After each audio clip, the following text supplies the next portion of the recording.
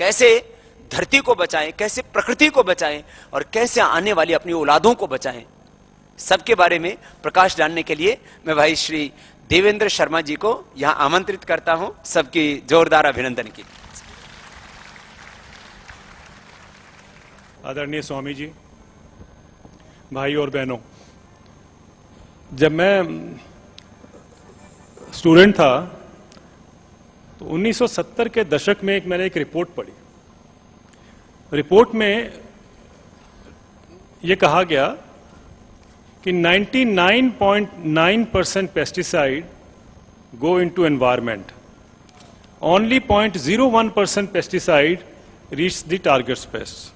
यानी इसका मतलब यह हुआ कि सिर्फ 0.01% केमिकल जो हम छिड़काते हैं वो कीड़े को मारता है, बाकी सारा जो केमिकल हम छिड़काते हैं वो पर्यावरण में जाता है, आपके अंदर जाता है, पानी में जाता है और नेचर में वो फैल जाता है। ये 1970 के दशक की बात है और ये जो स्टडी की थी, जिसकी रिपोर्ट की मैं बात कर रहा हूं, ये साइंटिस्ट थे doctor David Pimentel, Cornell University America के। तो एक स्टूडेंट होने के नाते मैंने उनको चिट्ठी लिखी। उस जमाने में ईमेल का रिवाज नहीं था, तो मैंने चिट्ठी लिखी और बहुत दिनों बाद मुझे जवाब आया उनका। उन्होंने उसके बारे में और मुझे विवरण दिया कि हम कैसे अपनी खेती को बर्बाद कर रहे हैं पेस्टिसाइड्स का उपयोग करके।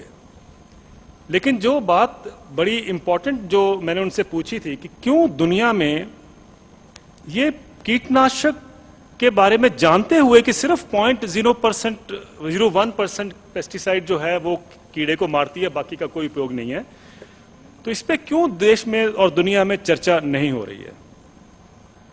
और ये 70 की दशक की बात कर रहा हूं, 40 साल हो चुके हैं। तो उन्होंने जवाब दिया कि ये सारा कारोबार से जुड़ा है, बिजनेस से जुड़ा हुआ है और आज विज्ञान भी जो है वो बिजनेस से जुड़ा हुआ है। तो यानी वो एक बिजनेस को बढ़ावा देने के लिए, एक कमोडिटी को बढ़ावा देने के लिए, उसकी मार्केट को बढ़ावा देने के लिए कहीं उसकी चर्चा नहीं हुई पूरे विज्ञान में कि ये जो इस साइंटिस्ट ने कहा है, जो कि बहुत दुनिया के माने जाने साइंटिस्ट थे, उस पर कभी इसकी चर्चा होनी चाहिए। जब आप और हम छोटे थे तो आपको याद होगा कि दादी माँ सर्दियों का मौसम जब चला जाता था तो गर्म कपड़े जो हैं वो जब अपने संदूक में उस टाइम जो होते थे या ट्रंक में जब बंद करती थी तो नीम की पत्तियां उसमें डाला करती थी। फिर वो नीम की पत्तियां खत्म हो गई, आस्ते आस्ते वो फरनैल की गोलियां आ गई। अब तो मुझे पता नहीं क्या करते हैं, लेकिन वो नीम के जो गुण थे, ये क्या कारण है कि हमारे ही बैकयार्ड में एक ऐसा पेड़ था जो कि सब चीजों में आपका सलूशन था, लेकिन हमने उसको भी इग्नोर किया। आज भी लोग नहीं जानते कि नीम का कितना महत्व है सोसाइटी में और उसके पर्यावरण में और हम सब के साथ। नीम जब से दुनिया को पता चला कि इसमें कीटनाशक, इसमें बायोडिग्रेडेबल जो बायो एक्टिव इसमें कैरेक्टर्स हैं या इंग्रेडिएंट्स हैं, तो उस पर दुनिया में सब जगह एक डेवलपमेंट का रास्ता शुरू हो गया कि नीम को बढ़ावा दिया जाए। और हमारा देश जिसमें नीम था, हमने उसकी कभी कदर ही नहीं की। नीम के आज हमारे पास 220 लाख पेड़ हैं और जिस देश में पेड़ नहीं थे वो था चीन। चीन के पास आज 250 लाख नीम के पेड़ हो गए हैं। उनको समझ आया कि नीम का पेड़ कितना महत्वपूर्ण है, तो उन्होंने इतने पेड़ लगा दिए कि वो आज हमें भी पीछे छोड़ गए। 250 लाख, ये एक नीम फाउंडेशन है, उसका अध्ययन है, और 220 लाख हमारे पास है। अफ्रीका के, अमेरिका के, लैटिन अमेरिका के सब देशों में आज नीम पे बहुत जोर शोर से काम हो रहा है कि उसको लगाया जाए, उसको उसकी जागरूकता जो है उसके बारे में क्रिएट की जाए। और तो और तंजानिया है, छोटा सा देश है, उसमें 6 लाख पेड़ है अब नीम के, वहां कभी नीम नहीं होता था। युगांडा में 2 लाख है। तो ये इतना उनका, अमेरिका में बहुत पेड़ लगा दिए गए हैं क्योंकि उनको समझ आया कि नीम का मतलब क्या। नीम का देखिए, नीम एक ऐसा पेड़ है जो 537 कीड़ों को कंट्रोल करता है।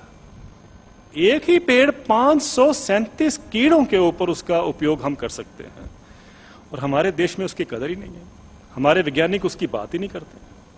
इसका मतलब साफ है कि कहीं इंटरेस्ट और है जिसकी हम बात करते हैं कि पैदावार को कैसे बढ़ाया जाए या चीज़ों को कैसे सुरक्षित रखा जाए, लेकिन जो हमारे पीछे पिछवाड़े में जो पेड़ लगा है उसकी हमें कदर नहीं। और तो और इसका एक और बड़ा अच्छा अध्ययन है कि नीम के पेड़ के नीचे अगर आप देखें तो अगर आप धूप में बैठे हैं नीम के पेड़ के नीचे तो 10 डिग्री का टेम्परेचर का फर्क होता है। मैंने भी कभी ख्याल नहीं किया जब तक मैंने ये पढ़ा नहीं। 10 डिग्री टेम्परेचर का फर्क होता है नीम के पेड़ के नीचे और बाहर अगर आप बैठे हैं धूप में, 10 डिग्री कम नहीं होता। किसी ने तो ये कहा है कि ये तो एयर कंडीशनर है। यानी कहने का मतलब ये है कि अगर हम इस पौधे को, इस पेड़ को हम खूब लगाते हैं और 250 साल तक ही चलता है। एक लगा दीजिए पेड़ तो लंबी उसकी उम्र इतनी है कि 250 साल तक वो आपके पास खड़ा है। और वो पेड़ जिसका कीड़ों पर भी, उसका कीड़ों पर प्रकोप जो है या उसका उपयोग जो है वो बड़ा अद्भुत है कि वो कीड़े को, जो तो नुकसानदायक कीड़े हैं उनको वो मारता नहीं है, लेकिन उनकी जो क्षमता है नुकसान करने की उसको कम कर देता है। लेकिन जो अच्छे कीड़े हैं उनको बढ़ावा भी देता है। ये बड़ी अद्भुत बात है, कभी नहीं होता ये। आमतौर पे दवाई जो है वो नुकसान करती है अगर नुकसान करने के लिए है, और आपको फिर विटामिन लेने पड़ेंगे आपकी अपनी सेहत के लिए, पर वो दोनों काम करता है। अहिंसक है। अच्छे कीड़ों नॉन वायलेंस में विश्वास रखता है जी। तो ऐसे पेड़ का हमें कितना उपयोग करना चाहिए स्वामी जी, ये हम सब जानते हैं, लेकिन कहीं पर वो आप देखेंगे किसी चर्चा में नहीं है, कहीं देश में बात नहीं होती है। आज हम भी सब भूल गए हैं, ये भी हम मान के चलें, हमारी भी कहीं गलती है उसमें। कहने का तात्पर्य यह है कि जीडीपी की जिस तरीके से हम जोड़ते हैं, अगर उस तरीके से जोड़ा जाए तो मेरा मानना है कि ये उसी नीम फाउंडेशन की स्टडी है कि $25,000 का हर साल नीम से फायदा होता है। आप इसको मल्टीप्लाई कर दीजिए जीडीपी, जितने पेड़ लगे हैं, तो आप देखेंगे कंट्री की जीडीपी कितनी बढ़ जाती है एक पेड़ से। लेकिन कभी हम उसको कैलकुलेट नहीं करते उस जीडीपी के रास्ते से या उस तरीके आर्थिक मूल्यांकन, आर्थिक रास्ते में कभी हमने कैलकुलेट नहीं किया उसको। तो दो मैंने आपके सामने उदाहरण ये इसलिए रखे कि देखिए, एक हमारे पास सब कुछ था, हमने खो दिया, और जो हमने बाहर से जो लेके आए उसका इतना दुष्परिणाम था कि हम उसका उपयोग करके बहुत खुश होते हैं कि हमारी यहाँ पर पैदावार बढ़ी और इससे हमें फायदा हुआ है। एक और अभी स्टडी आई, स्वामी जी ने अभी बात की थी जेनेटिकली मॉडिफाइड क्रॉप्स की, बीटी कॉटन की इन्होंने बात की। एक और अभी स्टडी आई हाल में, कनाडा की स्टडी है वो, वॉशिंगटन यूनिवर्सिटी से जो रिसर्च हुई उसको छापा गया वहां पर। उस स्टडी में ये बताया गया है कि जो बीटी क्या है, वो जहर है आदमी के अंदर या प्लांट के अंदर जहर पैदा करता है। आदमी में तो अभी आया नहीं है, लेकिन जो भी पौधा, जैसे बीटी कॉटन है, अक्सर हम ये करते हैं कि बड़ा इंटरेस्टिंग है ये भी, खेती में देखिए तो हम पौधे को नहलाते हैं केमिकल से, कीटनाशकों से, या तो हम उसके ऊपर खूब छिड़काव करते हैं, एक काम तो हम ये करते हैं। दूसरा, अब हम उससे बाहर निकल के आए हैं केमिकल पेस्टिसाइड्स, तो हम बायोलॉजिकल पेस्टिसाइड, जिसको बीटी कपास या बीटी ब्रिंजल कहते हैं, वो क्या करता है कि वो पौधे के अंदर जहर बनाता है। एक तो बाहर जहर आप छिड़क रहे हैं और एक वो अंदर जहर पैदा करता है, और फिर ये कहा जाता है कि इस जहर का आदमी के ऊपर कोई असर नहीं पड़ेगा। लेकिन अभी एक स्टडी आई, बड़ी इंटरेस्टिंग है, बड़ी शॉकिंग भी है। उस स्टडी में ये बताया गया है कि प्रेग्नेंट महिलाओं में, प्रेग्नेंट विमेन में बीटी का जहर जो है वो 90% प्रेग्नेंट विमेन में पाया गया है अमेरिका में। खाते नहीं है हम उसको, लेकिन जो आप इस्तेमाल कर रहे हैं जो आसपास जो है, उसका ही असर देख लीजिए कि 90% प्रेग्नेंट विमेन में वो बीटी का जहर पाया गया है ब्लड में। इसका मतलब है कि वो ब्लड में आपके जहर जो है वो जा चुका है। और उसका क्या इंपैक्ट होगा, हमारे साइंटिस्ट जब स्टडी करते हैं भारत में, तो वो चूहे का टेस्ट करते हैं 90 दिन के लिए। 90 दिन का टेस्ट होता है चूहे का, और ये माना जाता है कि 90 दिन चूहे की जो लाइफ स्पैन है 2 साल होती है, तो उसको हम अपने उसमें गिने ह्यूमन बीइंग के बराबर करते हैं, तो वो 20 साल की उसकी उम्र, हमारी उम्र 20 साल और उसकी 90 दिन। तो एक्सपेरिमेंट किया अपने 20 साल के हिसाब से और कहा कि ये बिल्कुल ह्यूमन बीइंग के लिए ठीक है। चूहों पे आप पहले टेस्ट करते हैं, फिर आप ह्यूमन बीइंग पे अप्लाई करते हैं, तो आपने कहा ये बिल्कुल ठीक है। लेकिन देखने की बात यह है कि एक स्टडी और इंडियाना यूनिवर्सिटी अमेरिका की आई है जिसकी चर्चा नहीं होती।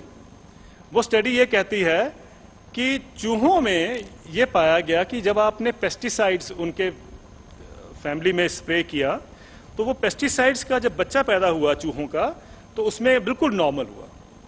लेकिन जब तक वो चूहा बड़ा हुआ, उसको फिर वो कैंसर भी, उसको किडनी की प्रॉब्लम भी, उसको इनफर्टिलिटी भी, ये सारी बीमारियां जो होती हैं वो उसको हो जाती हैं जब वो एडल्ट स्टेज में आता है। और एडल्ट स्टेज में आने के बाद वो अगली जनरेशन में भी अपनी बीमारियां पास कर रहा है। यानी वो पेस्टिसाइड जो आप खा रहे हैं या जो आपको उसका इम्पैक्ट पड़ता है वो आप ही तक सीमित नहीं है, वो आपके अगली जनरेशन में भी जाएगा। आप ये मत सोचिए कि भाई अभी आप ठीक हैं तो आपको पेस्टिसाइड्स का नुकसान नहीं हुआ, लेकिन वो हो सकता है कि आप जब बुढ़ापे की तरफ जब चलेंगे तब आपको उसकी बहुत सारी बीमारियां जो है नजर आएंगी, जो आपको शायद उस टाइम एहसास नहीं होगा कि ये पेस्टिसाइड से हुई हैं। और वो आने वाली पीढ़ी जो है उसके अंदर भी वो पास होंगी। डायबिटीज एक बड़ा कॉमन, मेरे को भी है, लेकिन बहुत कॉमन आज बीमारी है सारी लाइफस्टाइल डिजीज की हम बात करते हैं। ये मुझे हैरानगी भी पड़ती है कि पेस्टिसाइड्स जो हैं वो डायबिटीज को बढ़ावा देती हैं, ये भी हो रहा है। तो ये मतलब आप देखिए कितना उसका पेस्टिसाइड्स का इम्पैक्ट जो है हम सब पे पड़ता है। मैं उसकी बात ही नहीं कर रहा जो बाकी आपको जो आम बीमारियां जिसकी हम बात करते हैं, और स्वामी जी हर बार उसकी आपको सचेत करते रहते हैं कि चाहे वो ऑटिज्म हो, चाहे वो बर्थ डिफेक्ट्स हों, न्यूरोलॉजिकल डिसऑर्डर्स हों, या आपके बॉडी में और भी फिजिकल डिसऑर्डर्स हों, वो तो ठीक है, उससे होते ही हैं पेस्टिसाइड से, लेकिन डायबिटीज तक भी उसका जो है इम्पैक्ट अभी विजिबल हो गया है, क्लियर हो गया है। तो मतलब कहने का ये कि पेस्टिसाइड ऐसा एक केमिकल है जिसका हम उपयोग करते हैं, हम पूछते भी नहीं है, सवाल भी नहीं पूछते हैं कि इसमें पेस्टिसाइड लगा हुआ कि नहीं लगा हुआ, और उसको हम उपयोग करके हम सोचते हैं कि बहुत, जब हम सब्जी लेने जाते हैं बाहर, आपने देखा जितने भी गृहिणियां या हम लोग जब सब्जी लेने जाते हैं तो बड़ी कोशिश करते हैं कि हरी लाल ये सब चुने, अच्छी चुन के हम आते हैं कि अपने बच्चों को आप अच्छी चीज खिलाना चाहते हैं, लेकिन आपको ये नहीं पता कि उसके अंदर क्या है। तो अंदर जो है वो केमिकल का रेजिड्यू है जो कि हमें उससे बच के रहना, समझना है कि उसका क्या मतलब है, उसका क्या खतरा है हम सब पर। अभी जैसे स्वामी जी ने कहा सत्यमेव जयते की बात की, आमिर खान साहब ने बहुत ही कमाल का ये काम किया है कि भाई वो सोशल इश्यूज को उठा रहे हैं, जो कि इस मंच से भी बहुत सोशल इश्यूज उठते आए हैं। उनका एक स्टडी उन्होंने पेश की थी, उसके अंदर उसमें ही कहा गया कि अगर वो ये बताया जाता है कि परमिसिबल लिमिट है आपकी, अगर एक देखिए एक परमिसिबल लिमिट भी होती है कि आप गेहूं में इतना परमिसिबल है, टमाटर में इतना परमिसिबल है, ये आप इसमें खा सकते हैं। उनका कहना है इसमें आप फिक्र ना करें, ये आप ले सकते हैं, इसमें केमिकल पेस्टिसाइड इतना है। उनका कहना है कि जितना आप दिन में खा लेते हैं, ये सेंटर फॉर साइंस एनवायरमेंट की स्टडी है कि जितना आप दिन में खा लेते हैं सबको मिलाकर वो आपकी जो रिक्वायरमेंट है उससे 400 गुना ज्यादा हो जाता है। तो ये मतलब हानिकारक तो वो है ही, आपके जिस्म में जा रहा है। तो ये सब बातें अगर देश को बताई जाएं तो देश के लोग जो हैं इस बात पे आज मुझे लगता है कि एक बहुत अवेयरनेस क्रिएट हो रही है आस्ते आस्ते, और ये एक ऐसा इशू है जिसको हमें सबको समझना है कि इसकी कहाँ तक जो है इसकी मार है, कब तक हम इसको सहते रहेंगे। और ये हमें एक बताया जाता है कि साहब आपके पास इसके अलावा कोई इलाज नहीं है, क्योंकि इसके बगैर पैदावार नहीं हो सकती। तो ये हम मान के चलते हैं कि अगर हम इसका उपयोग नहीं करेंगे तो इसके बगैर पैदावार नहीं होगी, इसलिए आपके पास कोई ऑल्टरनेटिव नहीं है, इट इज इनएविटेबल, ये बताया जाता है हमें। लेकिन खेती का अगर हम एक स्वरूप देखें तो एक मुझे प्रसंग याद आता है उसमें से महाभारत से। महाभारत में जब अभिमन्यु का, आप सब जानते हैं, मुझे कहानी बताने की जरूरत नहीं है, जब अभिमन्यु चक्रव्यूह तोड़ने के लिए गए तो 7 चक्रव्यूह के 7 वो रिंग्स थे। तो सब जानते हैं कि उन्होंने आधा चक्रव्यूह के अंदर चले गए, लेकिन उनको बाहर आना नहीं आता था। वो भी हम जानते हैं कहानी कि वो अपनी माँ से उन्होंने इतना ही ज्ञान लिया था। मेरा सोचना यह है कि आजकल के हालात में किसान का भी वही हाल है जो अभिमन्यु का है। उसको भी चक्रव्यूह के अंदर धकेला गया है। उसको हम चक्रव्यूह के अंदर 7 रिंग नहीं, आप तो रिंग बढ़ते जाएंगे, और वो उसके रिंग के अंदर हम उसको धकेल रहे हैं, ये कहकर कि तुम्हारी कोई और चॉइस है ही नहीं है, तुम्हें यही उपयोग करना है, अपने खेती अगर बढ़ावा करनी है। वो भी चक्रव्यूह के अंदर वो चला गया है, वो उसको भेद चुका है, लेकिन उसको भी बाहर निकलना नहीं आता।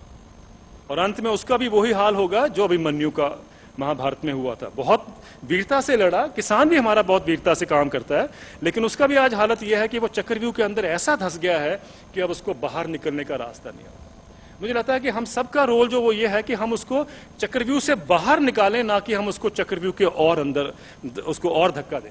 और वो हम लोग कर सकते हैं। और पतंजलि में भी एक छोटा सा जो उपयोग चल रहा है, रिसर्च चल रही है, वो हम आपके सामने शेयर करेंगे बाद में, कि कैसे हम उसमें चक्रव्यूह से किसानों को निकालने की हम कोशिश कर रहे हैं, ये बताकर कि इसमें केमिकल पेस्टिसाइड्स का कोई उपयोग की जरूरत नहीं है। और जैसा कहा गया कई बार कि भाई we are what we eat, आप जो भी खाना खाएंगे, जो भी भोजन करेंगे, वही आपके ऊपर रिफ्लेक्ट करता है। तो हम अगर स्वच्छ सेफ फूड सेहत भी है उतनी ही सेफ रहेगी। ये हमें समझने की जरूरत है। और किसान को ऊपर दोष देना जो है वो बहुत हो चुका। अब हम किसान भाइयों के साथ मिलकर एक ऐसा अभियान चलाएं जिसमें हम की केमिकल से, पेस्टिसाइड से हम उस चक्कर से बाहर निकल आए। ये जो चक्रव्यूह चला ये कपास से शुरू हुआ।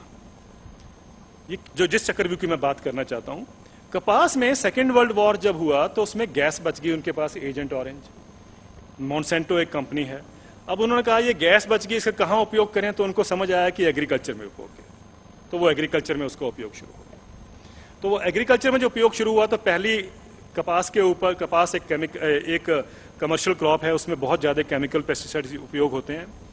आज देश में तकरीबन 50% जितने हम पेस्टिसाइड्स का उपयोग करते हैं वो सिर्फ कपास पे करते हैं। तो यानी कपास इतनी बड़ी इंडस्ट्री के लिए उपयोगी क्रॉप है कि अगर आज कपास के ऊपर हम उसका उपयोग बंद कर दें केमिकल्स का तो इंडस्ट्री ही कोलैप्स कर जाएगी। लेकिन कोशिश ये होती है कि भाई उसमें लोग, किसान जो हैं वो खूब उपयोग करें ताकि वो इंडस्ट्री जो है वो जीवित रह सके।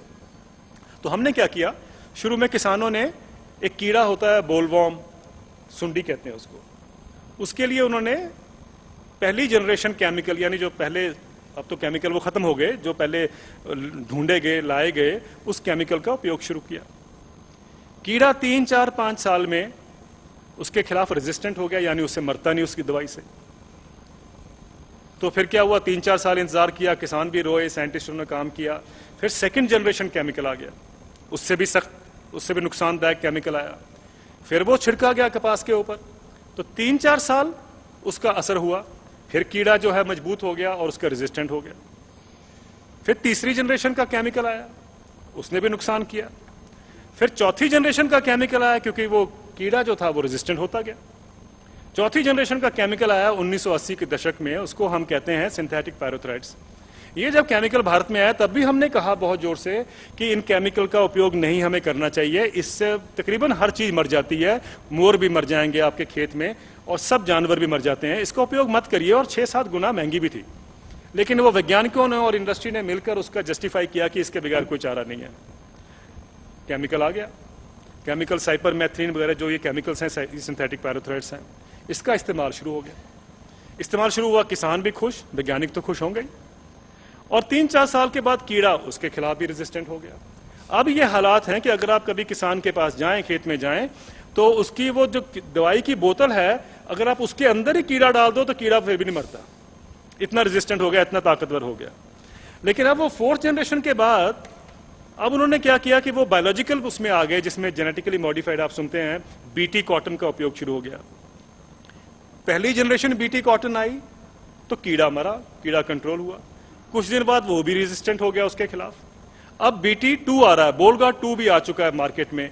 वही चक्कर देखिए, चक्रव्यूह का देखिए चक्कर, पहले उसमें था फर्स्ट जनरेशन, कीड़ा रेजिस्टेंट हो गया केमिकल में, फिर सेकंड जनरेशन कीड़ा रेजिस्टेंट हो गया, फिर थर्ड जनरेशन चक्कर चला, अब वो जेनेटिकली मॉडिफाइड क्रॉस में भी वो चक्कर चलना शुरू हो गया।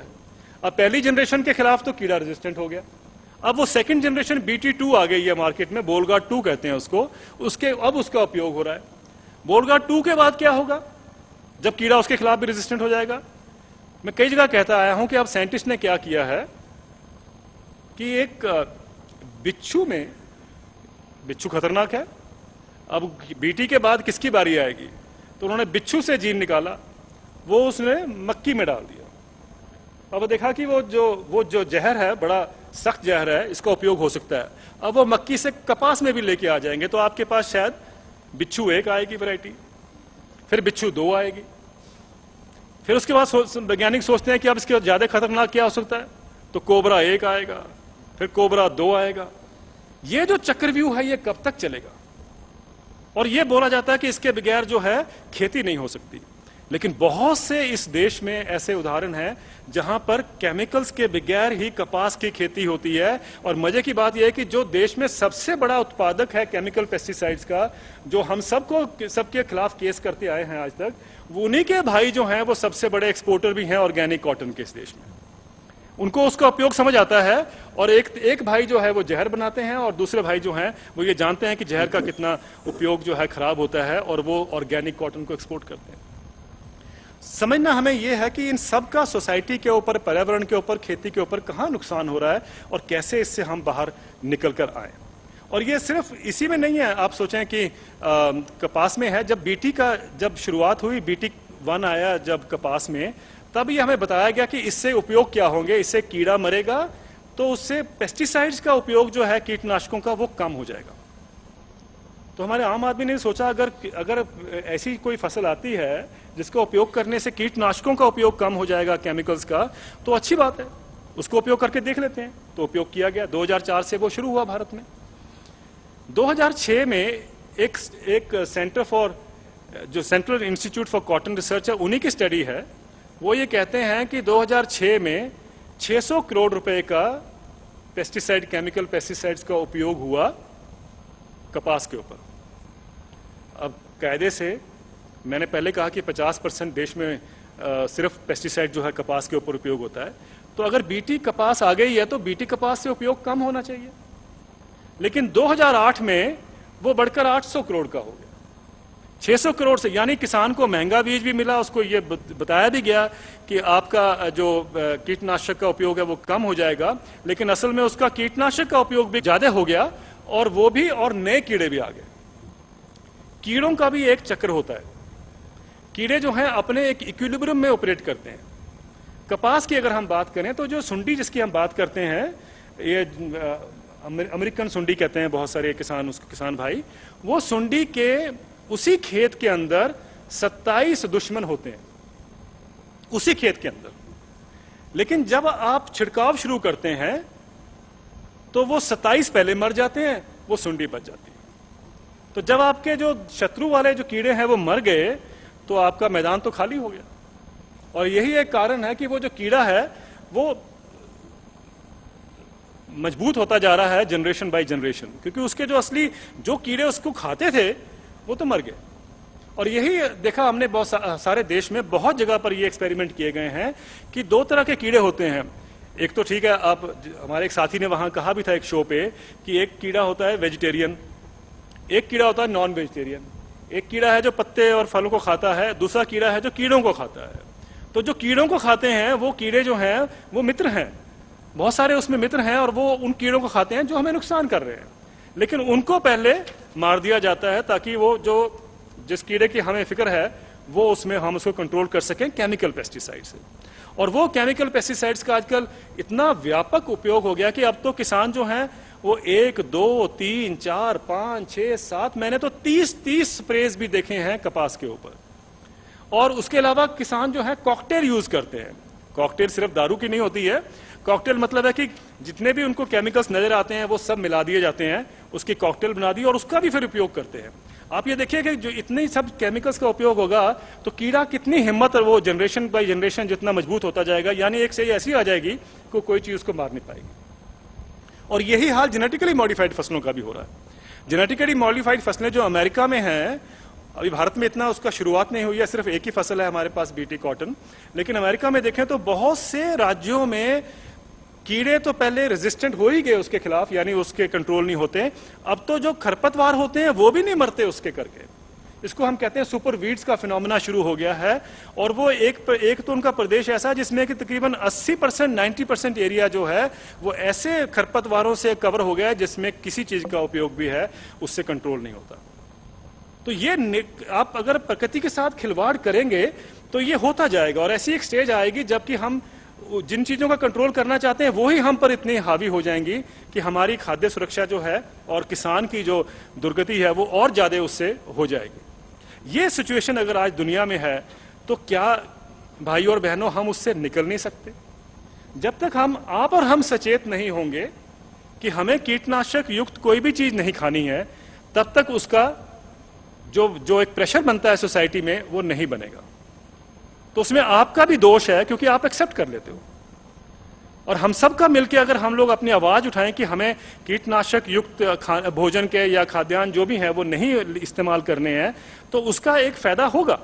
और जब से ये शो हुआ है टेलीविजन पर, और उससे पहले भी मैंने देखा बहुत जगह पर, अब लोग इतने अवेयर हो गए हैं कि उन्होंने सेफ फूड करके बहुत सी संस्थाएं बहुत जगह बन रही हैं, लोग इकट्ठे हो रहे हैं इस बात पे किस तरीके से हम सब मिलकर इस चीज का मुकाबला कर पाए। तो ये हम सब का भी एक दायित्व है। हमें भी चाहिए कि जहां जहां ये ग्रुप्स बन चुके हैं या सिविल सोसाइटी के ग्रुप्स बन चुके हैं, उसमें हम लोग भी इसमें शरीक हों, हम लोग भी अपना उसमें योगदान दें। कुछ नहीं होता अगर आप एक पोस्टर भी अपने घर में लगा दें या अपने पड़ोस में लगा दें, ये तो आप कर सकते हैं।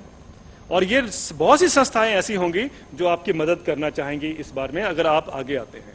स्वामी जी ने पहले कहा था कि बीटी ब्रिंजल का, जब बीटी बैंगन का जब अभियान शुरू हुआ था, जब बीटी बैंगन का जब हमने अभियान शुरू किया इस देश में, बीटी बैंगन का हमें मालूम था अभी बहुत दूर आने, उसके दिन लगेंगे आने में भारत में। हम तीन, आपको विश्वास नहीं होगा कि 3 लोगों ने बैठकर केरल के एक छोटी सी जगह पर हमने यह तय किया कि हम देश में एक अभियान चलाएंगे, लोगों को अवगत कराएंगे कि बीटी बैंगन से आपको क्या नुकसान होते हैं।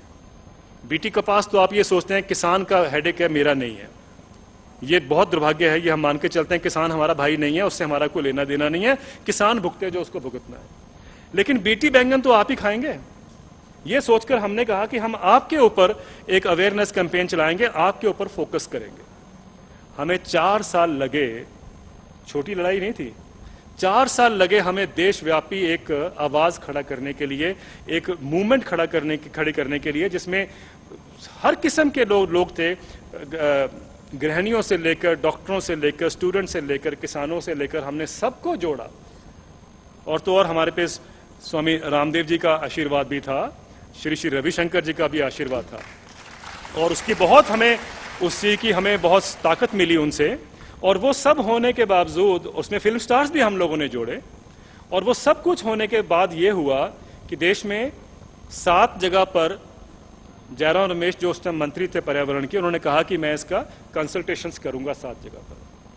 हमने भी कुछ कोशिश की कि जो लोग उस कंसल्टेशन में जाएं, उस बैठक में जाएं, उनको हम थोड़ा बताएं, तैयारी करें। इसमें कोई शक नहीं है, हमने भी कोशिश की थी, इंडस्ट्री ने भी कोशिश की, क्योंकि इंडस्ट्री का भी इंटरेस्ट था। उन लोगों ने भी लोग तैयार किए, उनके पास तो आप जानते हैं रिसोर्सेज की कमी नहीं है। उसके बावजूद भी क्या हुआ, जब हम उसमें जाते थे गोष्ठियों, उसमें कंसल्टेशंस में, तो हमने हर जगह पाया कि जनता इतनी आती थी उसके अंदर, और इतने जोर से अपनी आवाज उठाती थी कि कृषि, अपने पर्यावरण मंत्री साहब जो थे, इस बात को इग्नोर नहीं कर पाए। 7 की 7 जगह पर लोगों का एक वर्डिक्ट था कि हमें बीटी ब्रिंजल नहीं चाहिए।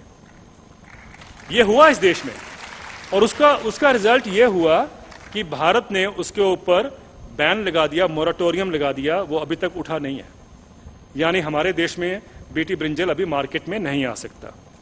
वो तभी हुआ क्योंकि आप लोग सब खड़े हुए, आप लोगों ने अपनी आवाज बुलंद की, और उसका हमने एक सामने आपके, और ये मेरे ख्याल से पिछले 40-50 साल अगर आप देख लें इस देश के इतिहास में, तो ये पहला सक्सेसफुल कैंपेन था इस देश का। और इतने कैंपेन हुए हैं इस देश में, लेकिन ये पहला कैंपेन था जो हो पाया। वो इसलिए हो पाया क्योंकि आम जनता जब समझ जाती है कि इसके नुकसान होते हैं, तब जागरूकता आती है, और जागरूकता आने से सरकार को भी उस बात को समझना पड़ता है। तो अगर हम ये समझेंगे कि पेस्टिसाइड्स का क्या नुकसान है, इसका क्या, हम लोगों को इसका क्या, जानते हुए कि इसके क्या क्या दुष्परिणाम हैं, हम लोग क्या कर सकते हैं और अपनी आवाज को कैसे बुलंद कर सकते हैं, तो मेरा मानना है कि ये भी जो है, किसान भी मजबूर हो जाएंगे एक स्टेज पर कि इसका उपयोग बंद करें। सरकार तो मजबूर होगी, और इंडस्ट्री को यहां से जाना पड़ेगा। आप इंडस्ट्री का फिक्र मत करिए, वो आज अगर पेस्टिसाइड बना रही है तो कल वो कुछ और बनाना शुरू कर देगी, उनका कोई नुकसान नहीं होता। लेकिन नुकसान तो आप और हमारा हो रहा है। अब ये जो केमिकल पेस्टिसाइड्स का उपयोग इस दुनिया में चल रहा है, उसके बहुत से एग्जाम्पल, अभी एक नया केमिकल आ गया है, उसका भारत में उसका उपयोग हो रहा है ज्यादा। अब वीडीसाइड है वो, यानी खरपतवार है वो जो पेस्टिसाइड, उसका नाम है राउंडअप रेडी, वो मॉन्सेंटो का है। एक मॉन्सेंटो बड़ी कंपनी है, दुनिया की सबसे बड़ी कंपनी है। वो कंपनी क्लेम करती है कि ये इतना सेफ है जितना कि नमक सेफ है। जहर को भी क्लेम करते हैं कि इतना सेफ है जितना कि नमक सेफ है।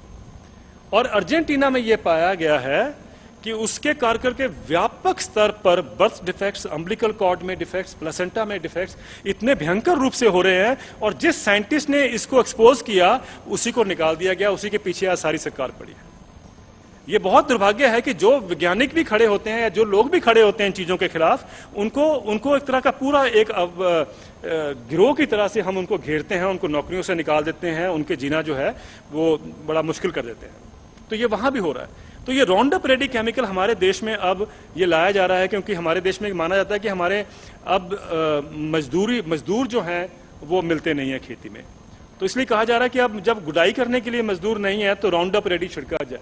राउंड अप रेडी छिड़का जाएगा तो मैंने आपको बता दिया, उसके दुष्परिणाम आपके सामने हैं। और ये वो केमिकल है जिसको कंपनी कहती है कि उतना सेफ है जितना कि सॉल्ट के सेफ है, नमक सेफ है।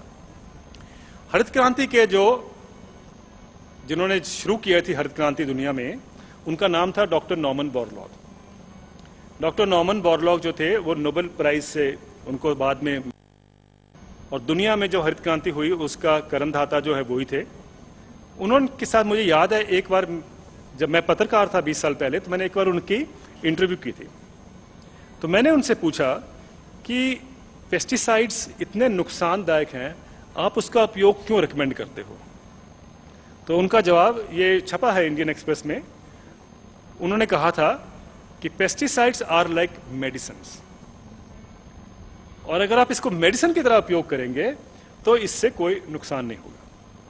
मैंने कहा अगर ये सच है तो एक किताब आई थी उस समय, साइलेंट स्प्रिंग, आप में से पता नहीं कभी किसने पढ़ी है। एक महिला ने, रेचल कार्लसन करके एक महिला थी, उसने एक किताब, अब तो वो है नहीं, उन्होंने किताब लिख दी साइलेंट स्प्रिंग, कि पेस्टिसाइड से कैसे पूरे पर्यावरण पे नुकसान होता है, पक्षियों पर, तितलियों पर, वो सारे उन्होंने बड़े सुंदरता से उसका विवरण दिया। पहली बार किसने हिम्मत की थी किताब लिखने का? Silent spring. तो मैंने कहा ये जो किताब आई है जिसकी आज दुनिया भर में चर्चा हो रही है, तो ये क्या है? तो वो कहते हैं ये लोग वो हैं जो कि दुश्मन है सोसाइटी के, ये उन्होंने कहा था मुझे। और आज देखिए सोसाइटी उसी बात पे आ गई है जिसको हम दुश्मन कहते थे। आज सारी सोसाइटी ये मानती है कि ये जो केमिकल्स हैं ये हार्मफुल हैं, इनको हटाया जाए। भारत में हमारे कुछ साथियों ने 2002 में पार्लियामेंट में एक सवाल करवाया कि भारत में कितने केमिकल पेस्टिसाइड्स ऐसे हैं जो बाहर के देशों में बैंड हैं, हमारे देश में उपयोग हो रहा है। 2002 में हमें जवाब मिलता है 32 केमिकल जो थे वो बाहर के देशों में बैंड थे, हमारे देश में उसका उपयोग हो रहा था। 2010 में फिर हमने ये सवाल पार्लियामेंट में करवाया, तब जवाब मिलता है कि अब ये 67 हो गए। तो आपको स्पष्ट हो जाएगा कि जो दुनिया में जब हम उसको निकालते जा रहे हैं, उसका उपयोग नहीं कर रहे हैं, वो सारे जो केमिकल्स हैं वो भारत में लाए जा रहे हैं, यहां उसका उपयोग हो रहा है। क्योंकि हम दुनिया का सबसे बड़ा डस्टबिन अगर दुनिया में है तो वो भारत है। कोई भी चीज ले आओ, ये कह दो कि विदेश से आई है, हम उसको एक्सेप्ट करते हैं। Dumping centre. बिल्कुल जी। और ये एक और छोटा सा मैं उदाहरण दूंगा समझाने के लिए कि आजकल एक फैशन है ये वॉशिंगटन एप्पल का, ये फैशन है आजकल तो, और पिछले कई सालों से उसका इंपोर्ट है किस टाइम पे बढ़ता है भारत में? दिवाली के टाइम पर। दिवाली में गिफ्ट देने की प्रथा है, उस टाइम पर लोग उसको इंपोर्ट करते थे वॉशिंगटन एप्पल्स को। और उसका एक लंदन में एक ऑर्गेनाइजेशन है, उसका नाम है कैबी। कैबी ने एक स्टडी की है कि हर वॉशिंगटन एप्पल के अंदर 106 डिजीजेस होती हैं, जिसमें से 90 डिजीजेस ऐसी हैं जो भारत में नहीं पाई जाती। उनका हम इंपोर्ट करते हैं, बड़े खुश होते हैं और सबको, मित्रों को भी खिलाते हैं क्योंकि वॉशिंगटन एप्पल है ये। दुर्भाग्य की बात यह है कि हम तो जिसका उपयोग करते हैं वो अमेरिका में ही नहीं खाया जाता। अमेरिका में वो चाइना के एप्पल खाते हैं और भारत में हम वॉशिंगटन के एप्पल खाते हैं जो वहां कोई नहीं खाता। और मैं आपको दावे से कह सकता हूं कि अगर यही एप्पल हम वापिस भेज दें अमेरिका में तो अमेरिका उसको रिजेक्ट कर देगा। लेकिन क्योंकि वो अमेरिका से आता है तो हम सब बड़े खुश हैं। अमेरिका से जो भी आया, जैसे स्वामी जी ने पहले कहा आपको, केंचुओं की बात उन्होंने की थी। जब मैं स्टूडेंट था मैं सोचा करता था ये केंचुओं की हम बात क्यों नहीं करते? जब हम फर्टिलाइजर डालते हैं, केमिकल फर्टिलाइजर, तो केंचुओं को तो मरना ही मरना है। 4 घंटे के अंदर केंचुआ मर जाएगा अगर आपने केमिकल फर्टिलाइजर डाला, क्योंकि उसका सॉइल का पीएच इतना बढ़ जाता है कि केंचुओं को मरना पड़ता है। लेकिन केंचुओं का उपयोग तो सब जानते हैं। तो क्या कारण था ये कि केंचुओं को जानते हुए भी हमने इग्नोर किया? कारण ये मुझे पता चला 2-3 साल पहले एक खबर छपी कि अमेरिका के जो खेत थे उनमें केंचुआ था ही नहीं। और वो केंचुआ नहीं था तो उन्होंने अफ्रीका से केंचुआ इंपोर्ट किया, जो वहां जाके एक हेडेक बन गया, न्यूसेंस बन गया, एक बीमारी बन गई वहां पर। क्योंकि उनकी सॉइल में वो केंचुआ नहीं रह सकता। आप उनके पार्क को छोड़ दीजिए, गार्डन वो जो होते हैं येलो स्टोन पार्क और ये, उसमें तो केंचुआ मिलता है आपको, लेकिन खेत में केंचुआ नहीं मिलता, क्योंकि एक तो टेम्परेचर सॉइल का जानते हैं आप उनका बहुत नीचे जाता है, उसमें केंचुआ नहीं पनप सकता, और दूसरा है कि बर्फ वहां बहुत दिन रहती है ऊपर 2-2, 3-3, 4-4 फुट, उसके नीचे भी केंचुआ नहीं पन सकता। पर्यावरण चाहिए केंचुओं को भी, लेकिन हमारे देश में तो केंचुआ था, हमारे देश में पर्यावरण था उसके लिए, लेकिन हमने उसको केंचुए के पहले डिस्ट्रॉय कर दिया। किसी ने नहीं पूछा यह सवाल कि केंचुए का उपयोग है कि नहीं। आज 40-45 साल बाद हम वर्मी कंपोस्ट लेके आए हैं जो कि केंचुओं की खाद है। अब हमें समझ आता है कि वो हमारा उसका उपयोग है। तो पहले हमने अपने उसको मारा, क्योंकि हमें जो बाहर से हमने साइंस ली उसमें, क्योंकि उनके वहां केंचुआ नहीं था, तो हमारे वैज्ञानिकों ने भी केंचुए की बात नहीं की। और यही एक कारण है, आप देखिए जितनी भी हम एग्रीकल्चर में जो भी तकनीक लेके आते हैं वो बाहर से लेके आते हैं। देश में जो भी प्रॉब्लम है उसका सोल्यूशन भारत में नहीं है, वो अमेरिका में ही है। चाहे वो हमारे प्रधानमंत्री जब बात करते हैं, अब वो रूपी नीचे जाए या रूपी ऊपर जाए या जीडीपी नीचे जाए, सबके सब सोल्यूशन जो है वो अमेरिका में है। आप देख लीजिए, कभी भी देख लीजिए, वो वही चीजें लेके आते हैं जो अमेरिका में बात होती है। मैं अक्सर ये बात बोलता हूँ, एक एफडीआई रिटेल की बात भी आप समझते हैं। ये आजकल आ रहा है कि बड़ा रिटेल आएगा, बिग रिटेल आएगा, वॉलमार्ट कंपनी है वो भारत में आएगी तो बड़ी तरक्की होगी। आजकल सरकार लगी हुई है इस पर, बहुत जोर पड़ा हुआ सरकार के ऊपर कि उसको लाया जाए, क्योंकि अमेरिका के राष्ट्रपति, इंग्लैंड के प्रधानमंत्री जब भी भारत में आए उनका जोर ये था, क्योंकि उनकी इकोनॉमी बड़ी आजकल उसमें है, डोल्ड्रम्स में है, तो वो अपनी इकोनॉमी को बेल आउट करने के लिए वो चाहते हैं कि भारत में ये इंडस्ट्री आए, ये वॉलमार्ट आए, टेस्को आए, ताकि उनकी इकोनॉमी जो है वो बढ़े। तो कहने का मतलब ये है कि अमेरिका के राष्ट्रपति तो जानते हैं कि उनकी इकोनॉमी के लिए, उनके देश के लिए क्या अच्छा है। हमारे प्रधानमंत्री भी जानते हैं कि अमेरिका के लिए क्या अच्छा है। और यही एक समझने की जरूरत है कि हमारी सब नीतियां जो हैं वहीं से आती हैं, उनके फायदे के लिए। हम नहीं देखते कि हमारे पास क्या है। हम इसी के लिए आपको आज हमने कोशिश की कि आपको ये सारा जो विवरण दें पेस्टिसाइड्स का, केमिकल पेस्टिसाइड्स का, सिर्फ आज पेस्टिसाइड्स पे फोकस करेंगे, और उसके बाद फिर हम आपको ये भी बताने के कष्ट करेंगे कि हम क्या कर रहे हैं यहाँ से, जैसे कि किसानों भाइयों को केमिकल पेस्टिसाइड से निकाला जाए, उसके उपयोग करने से बचाया जाए, और उसकी जगह पे हम वो चीज लेके आए जो आप और हम अपने लोकल एरिया के कंजम्पशन से, अपने आसपास की चीजों से मिलाकर उसको बना सकते हैं। उसका उपयोग करने से कीड़े भी कंट्रोल होते हैं, फंगस भी कंट्रोल होती हैं, बैक्टीरिया भी कंट्रोल होते हैं। इन सब चीजों का जो उपयोग है वो हम अभी आपको, मेरे साथी कुछ बताएंगे आपको कि हम कैसे पतंजलि में करते हैं। और हम चाहेंगे कि सारे देश में जो भी इस बात को सुन रहे हैं वो भी आगे आए, इस बात को लें, और हमें भी बताएं कुछ अगर और तरीके भी हैं, हम उसको भी लेना चाहेंगे। बहुत तरीके हैं, हम जानते हैं, आस्ते आस्ते करके उसके ऊपर, क्योंकि एक्सपेरिमेंट्स हैं, रिसर्च है, इसमें समय लगता है, लेकिन हम जो हमारे पास जो पक्का, जिसके हम अभी उसके साथ कह सकते हैं कॉन्फिडेंस के साथ कि हमारे पास ये जो रिजल्ट्स हैं बड़े ठीक हैं, वो हम आपके सामने अभी पेश करेंगे। लेकिन कहने का मतलब ये है कि हमें ये सबको मानना है, इस बात को, ये एक आपके जहन में आ जाना चाहिए कि पेस्टिसाइड्स जो हैं वो हानिकारक आपके लिए तो हैं ही हैं, आपकी फ्यूचर जनरेशन के लिए भी है।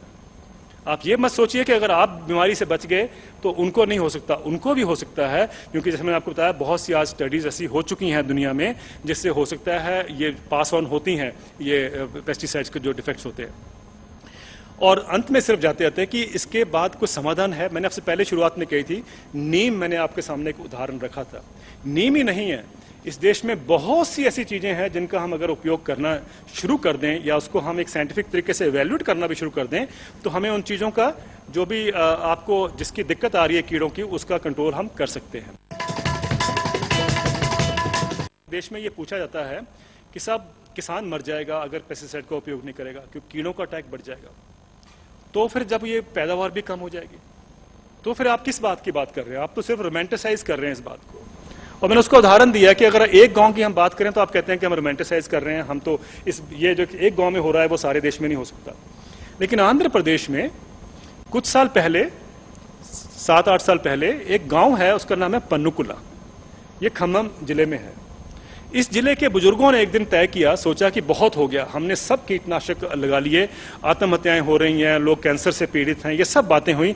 स्वामी जी ने बठिंडा की बात की। बठिंडा से एक गाड़ी चलती है बीकानेर में, उसका नाम ही कैंसर ट्रेन है, वो कैंसर पेशेंट को लेके जाती है। इसके बारे में बहुत खबर आ चुकी है। लेकिन अब एक और चीज शुरू हो गई है। ये तो ट्रेन थी जिसका नाम कैंसर ट्रेन था, अब वहां से कैंसर जीपें भी चलती हैं। जीपें जो है 5-6 लोगों को लेके जाती हैं, उसका नाम कैंसर जीप हो गया। तो यानी देखिए कितना प्रकोप जो है कैंसर का वहां बढ़ता जा रहा है सारे देश में। तो उस आंध्र प्रदेश में पन्नुकुला के जो बुजुर्ग थे, उन्होंने ये तय किया कि हम कीटनाशकों का उपयोग बंद कर देंगे। तो उन्होंने कीटनाशकों का उपयोग बंद कर दिया। ये एक गांव की बात कर रहा हूं। और उन्होंने साथ में, जैसे मैंने कहा, नीम का उपयोग या बाकी जो चीजों का उपयोग होता है बायोलॉजिकल, वो उन्होंने साथ साथ में शुरू कर दिया। 3 साल के अंदर वो इतना मैसेज फैल गया आसपास में कि लोगों ने उसको अडॉप्ट करना शुरू कर दिया। 6 साल के अंदर, 6 साल की बात कर रहा हूं, 6 साल के अंदर 35 लाख एकड़ में वो फैल गया। 35 लाख एकड़ में आंध्र प्रदेश में 23 जिले हैं, उसमें से 21 जिलों में, या एक जिले में, ऐसा नहीं कि एक ही जिला है, ऐसा पूरा अलग अलग जिलों में खेती हो रही है। और उसमें 35 लाख एकड़ में कोई भी केमिकल पेस्टिसाइड का उपयोग नहीं होता। जो किसान, जो वैज्ञानिक हमारे कहते हैं किसानों के बारे में कि साहब ये तो किसान मर जाएगा, कीड़ा बहुत ज्यादा अटैक करेगा, वहां कुछ भी नहीं हुआ। अगर ऐसा होता तो वो किसान मर गए होते। लेकिन हुआ ये कि एक तो कीड़ों का प्रकोप भी कम हो गया। जब आप केमिकल पेस्टिसाइड का उपयोग कम करते हैं तो आप इक्विलिब्रियम मेंटेन करते हैं उसमें कीड़ों का। उसके करके क्या हुआ कि जो, जैसे मैंने पहले कहा कि जो वेजिटेरियन नॉन वेजिटेरियन कीड़े अपने एक्टिव हो गए और उन्होंने एक दूसरे का जो करना था वो किया, और उसका रिजल्ट ये हुआ कि कीड़ों का प्रकोप कम हो गया। कीड़ों का प्रकोप कम हो गया तो केमिकल पेस्टिसाइड तो पहले ही खत्म कर दिया था उन्होंने, और उसका यह हुआ कि जब उनकी बीमारियां भी कम होगी जब पेस्टिसाइड नहीं छिड़के। तो यह भी आंकलन है उसका कि 40% उन किसानों का जो खर्चा होता था इसके ऊपर, 40% जो टोटल इनकम है उसके, टोटल जो एक्सपेंसेस थे, वो सिर्फ दवाइयों पे जाते थे। अब वो दवाइयों पे नहीं जाते हैं क्योंकि उनको बीमारियां नहीं हो रही हैं, तो उनका 40% खर्चा तो वो कम हो गया। पर्यावरण साफ हो गया, पानी साफ हो गया, कीड़े नहीं रहे। अब इसमें किसी को दिक्कत है? और आत्महत्याएं भी, जो आंध्र प्रदेश भी एक हॉटस्पॉट था आत्महत्याओं के लिए, इस 35 लाख एकड़ में आत्महत्याएं भी एक भी नहीं हुई पिछले 7-8 सालों में। तो इसका मतलब रास्ता है हमारे पास। और ये जो किसान थे, इन्होंने क्या किया, इनको बाद में लगा कि अगर हम पेस्टिसाइड रोक सकते हैं, उन्होंने फर्टिलाइजर का उपयोग भी बंद कर दिया। आपको हैरानगी होगी जान के कि तकरीबन 20 लाख एकड़ में आंध्र प्रदेश में अब वो केमिकल फर्टिलाइजर का उपयोग भी बंद कर दिया, उन्होंने उसका भी उपयोग नहीं करते।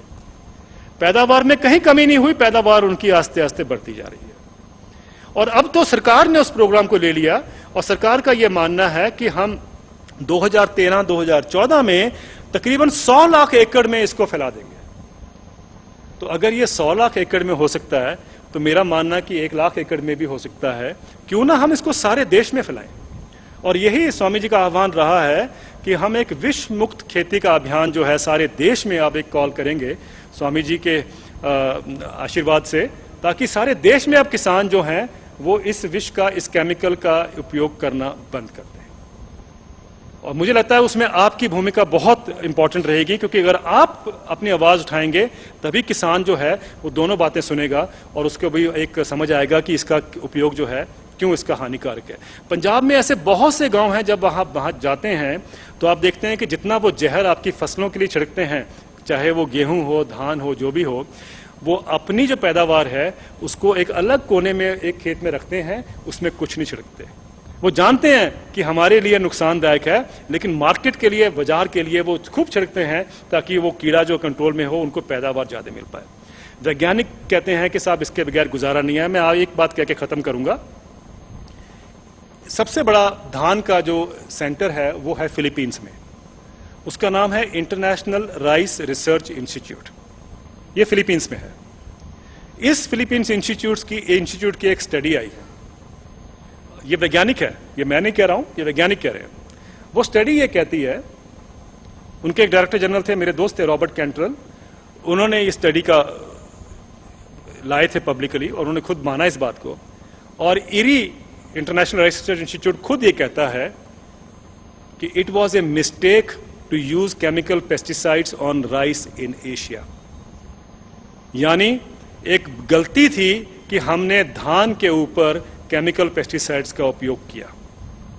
35-40 साल रिसर्च करने के बाद, इंस्टीट्यूट बनने के बाद, अगर वो इंस्टीट्यूट मानता है कि हमने गलती की, और उन्होंने ये भी कहा कि वियतनाम में, बांग्लादेश में, भारत में और भी कई देशों में किसान ज्यादा पैदावार ले रहे हैं बगैर कीटनाशक का उपयोग किए हुए, तो हमें किसानों से सीखना है।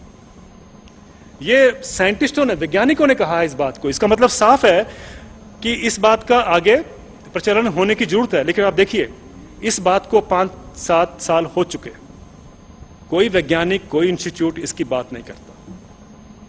क्यों नहीं करता? क्योंकि इससे इंडस्ट्री को नुकसान होता है। अगर आप उसका बंद करेंगे उपयोग पेस्टिसाइड्स का, तो सबसे ज्यादा नुकसान किसको होगा? जो उसका उद्योग है। और उद्योग का इतना दबदबाव है आज कि वो कोई भी पॉलिसी जो है उसको, जो भी पॉलिसी उनके खिलाफ जाती है उसके खिलाफ वो प्रेशर है उनका। मेरा ये मानना है कि अगर इंटरनेशनल राइस रिसर्च इंस्टीट्यूट ये कह सकता है, और उसने कह दिया है ये जोर से कि भाई राइस के अंदर, सिर्फ धान की हम एक बात कर लें तो धान के अंदर कीटनाशकों, केमिकल पेस्टिसाइड्स की बिल्कुल जरूरत नहीं है, तो मुझे लगता है कि यह अभियान हम भारत में लेके आगे चल सकते हैं कि कैसे हम धान के ऊपर शुरुआत करें कि हम उसमें पेस्टिसाइड्स का उपयोग बंद कर दें। और ये उन्हीं की स्टडी को हम अगर आगे उसके हम कॉन्फिडेंस में मानते हैं कि ये इस बात में कोई दम है, और अगर हम ये भारत में इसको लेके चलते हैं, तो मेरा मानना है कि कम से कम 25% पेस्टिसाइड्स का उपयोग देश में बंद हो जाएगा। और वो जो धान है वो आप और हम खाते हैं, और वो धान का उपयोग जो है इसलिए जरूरी है। तो आप सबको भी ये बातों पर सचेत रहना है। आप भी डिमांड करें कि साहब ये क्यों नहीं हम धान के ऊपर पेस्टिसाइड का उपयोग बंद करते हैं, तभी जो है सरकार की आंखें खुलेंगी। तो इसलिए मैं आपसे चाहता हूं कि आप लोग सबका जो है इसमें रोल है। ये मत सोचिए कि किसान का रोल है या वैज्ञानिकों का रोल है, आप सबका भी है। कम से कम हम धान से शुरुआत तो करें। तो वही एक्सपेरिमेंट हम पतंजलि में भी एक्सपेरिमेंट हो रहे हैं, जिसमें हम इस साल धान की जो खेती होगी उसमें हम एक कदम आगे जा रहे हैं। हमारे पास ऐसे धान थे इस देश में जिनको हम मेडिसिनल राइस कहते थे, यानी वो मेडिसिनल औषधीय योग्य जो धान थे। उसका मतलब यह हुआ कि अगर आप उस धान को खाते हैं तो हर धान की अलग अलग क्वालिटीज थी। नहीं, औषधि नहीं डालनी पड़ती। उसका मतलब यह है कि जब आप धान को खाएंगे, उस धान को, तो उससे जो एक बीमारी जो हो सकती है, जिस बीमारी के खिलाफ वो है, वो धान जो है वो उसको बीमारी के खिलाफ वो आपको उसकी जो वो उसको कम करता है, यानी बीमारी को हटा सकता है वो। जैसे आपने सुना होगा कि जिनके पथरी होती है, कुट की दाल खाएं तो पथरी जो है वो नहीं होती है, अक्सर देखा गया है। ऐसे ही धान है, हमने 14 किस्में लगाई हैं यहाँ पर धान की, और हर धान जो है वो अलग अलग बीमारी को टैकल करता है। यानी आगे से आप ये सफेद धान नहीं, हम आपको नया धान देने की कोशिश करेंगे अगर एक्सपेरिमेंट जब वो हो जाएगा, जिसमें अलग अलग बीमारी। एक धान ऐसा है जब वो खाएंगे आप उसको लगातार, तो उसका सेवन करेंगे तो ब्लड प्रेशर कम होता है। एक धान ऐसा है जिससे डायबिटीज कम होती है। एक धान ऐसा है जिससे लिवर की प्रॉब्लम कम होती है। तो ये हमारे देश में थे, ये धान हमने कोई नया नहीं बनाया है, ये धान थे हमारे पास, हम तो सिर्फ उनको ढूंढ के लाए हैं और उनको लाके हमने यहाँ पर उसका उपयोग शुरू किया है। और हम चाहते हैं कि अब देश जो है इस बात को जाने कि और इसका क्या इंपॉर्टेंस हो सकता है फूड का। जैसे स्वामी जी हर बार कहते हैं कि आप जो खाएंगे आप वही बनेंगे। तो अगर आप ऐसा धान खाते हैं जो आपको और ताकत देता है, मजबूती देता है, बीमारियों से लड़ने की हिम्मत देता है, तो मुझे लगता है कि वो we are what we eat, वो आपकी स्ट्रेंथ और उसमें ऐड होगी। तो वही हम चाहते हैं कि इस साल हम वो भी शुरुआत करेंगे, आस्ते आस्ते बताएंगे आपको कि कौन सा धान। लेकिन डायबिटिक राइस तो हम जरूर जल्दी ही लेके आएंगे, ताकि ये इस देश में जो एक बहुत बड़ा लाइफस्टाइल डिजीज है उसका कम से कम कोई समाधान उसका निकल पाए। यानी मतलब कहने का ये भाई और बहनों कि ये आपके हाथ में है, कुंजी आपके हाथ में है। अगर आप इस बात को समझेंगे, आप इस अपने स्तर पर कुछ करेंगे, आप अपने आसपास के लोगों को सचेत करेंगे, आप उन किसानों से खरीदने की कोशिश करेंगे डायरेक्टली जो ऑर्गेनिक लगाते हैं या जो बिल्कुल केमिकल का उपयोग नहीं करते, तब जो है देश में एक आवाज या मूवमेंट जो है वो बढ़ता है। तो ये मत सोचिए किसान का ही दायित्व है, दायित्व आपका भी है, दायित्व सारे देश का है कि कैसे हम देश को विष मुक्त कर सकें। बहुत बहुत धन्यवाद। भाई देवेंद्र जी ने आपको ये बताया कि किस तरह से एक बहुत बड़ा षड्यंत्र, एक चक्रव्यूह जिसमें सब फंस रहे हैं, किसान भी फंस रहे हैं और 121 करोड़ इंसान फंस रहे हैं। क्योंकि किसान के खेत में जो पैदावार होगी, गरीब अमीर सब उसी को खाएंगे। कुछ चीजें ऐसी होती हैं, एक लिमिटेड सोसाइटी पर उनका असर होता है, लेकिन आहार तो अपरिहार्य आवश्यकता है। इसके बिना हम जी नहीं सकते, सरवाइव नहीं कर सकते। तो ये बहुत बड़ा प्रश्न है और कितना सरल है। देखो, 1 एकड़ जमीन के लिए सामान्य रूप से करीब 5 किलो गोबर, 2-3 किलो गोमूत्र, एक मुट्ठी भर दाल का आटा, मुट्ठी भर गुड़, ये 4 चीज डाल दो, 1 एकड़ जमीन पर के लिए पर्याप्त रहता है। अब ये खाद डालो, इसका प्रयोग, इससे अपने आप ही उसके अंदर जो है, जो धरती के पोषक तत्व तो पूरे मिल जाते हैं। धरती में अपने आप जो उसके लिए जरूरी कीटाणु पैदा होने चाहिए वो सब हो जाते हैं, उसमें सूक्ष्म जीव पैदा हो जाते हैं, सारा उसको पोषण मिल जाता है। 5 किलो गोमूत्र, उसमें नीम, जिसके लिए अभी जो है विस्तार से बताया भाई देवेंद्र शर्मा जी ने, नीम के पत्ते सबसे अच्छे होते हैं। फिर धतूरा है, आखा है, अनार है, और ये तम्बाकू है, ये सब के पत्ते, कोई भी जो भी उपलब्ध हो उसके पत्ते लेकर के, सबसे अच्छा तो नीम है, फिर धतूरा है, फिर आखा है, ये तो मुफ्त में मिल जाते पत्ते। 5 किलो गोमूत्र, 5 किलो ये पत्ते, और इसमें करीब आधा किलो हरी मिर्च और आधा किलो 250 ग्राम के करीब लहसुन कूट करके, और इसको उबाल करके इसको छिड़क दीजिए, 1 एकड़ के लिए पर्याप्त है। 15-20 दिन पुरानी छाछ, वो किसी भी तरह की खेत की फंगस को ठीक कर देती है, फंगस। और यदि तेला लग जाता है, जैसे चिकना चिकना कीड़ा होता है, तो जो है उसके अंदर दूध और थोड़ा गुड़ उसमें डाल करके, और ये जो हमने तो तेले के ऊपर भी इसका भी प्रयोग किया, यही जो कि दूसरा कीटनाशक जो आपको पहले बताया अभी, गोमूत्र और नीम के पत्ते वाला, इसमें ही थोड़ा सा गुड़ डाल दिया और थोड़ा, बस उसी से हो गया काम। वो चिपक जाता कीड़ा, वहीं मर जाता है। तो ऐसे छोटे छोटे प्रयोग हैं। पहले माताओं बहनों के सिर में फंगस हो जाती थी, सिर में फंगस को क्या बोलते हैं? डैंड्रफ। सिर में फंगस ही तो है वो, सिर की फंगस डैंड्रफ होगी तो क्या करती थी? छाछ से सिर धोया करती थी, खट्टी छाछ, मुल्तानी मिट्टी का थोड़ा प्रयोग, नहीं तो थोड़ा नीम के पत्तों को रस डाल दो तो एकदम ठीक हो जाती है। ये इस तरह के प्रयोग, तो जिससे कि हम जैसे घरेलू उपाय बताते हैं, घरेलू उपचार, ऐसे कुदरती खेती के बहुत छोटी छोटी चीजें हैं, इनको हम अपना करके बहुत कुछ आगे बढ़ सकते हैं विश्व मुक्त कृषि की दिशा में।